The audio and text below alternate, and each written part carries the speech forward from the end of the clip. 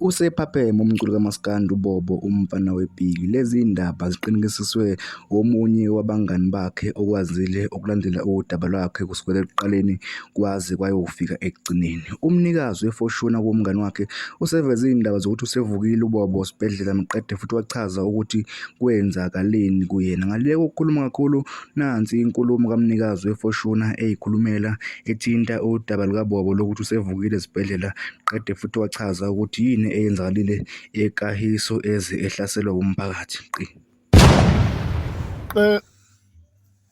Indaba ezimnandi ivukile yakithi, vukile umfowethu uchazile futhi story indawo yakhe ubeyokhipha umama ongafuni ukukhokha ngesimo sokuthi njengoba ngeke ngachaza ukuthi loya mama loya bashilo bathi akakwazi ukukhuluma isiZulu, ukhuluma isiputubezi kuphela. Lo engifike ngakubona nami futhi umuntu engifike ngakhuluma naye okade engekho kwenzeka isigameko bekuyindoda.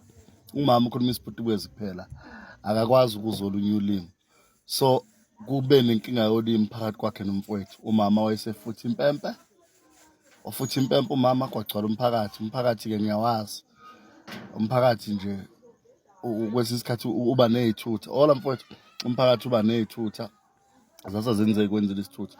Okumnandi futhi inhlali bathatha umfowethu amaphoyisa awazile ukuyithola kancane kancane, lungile.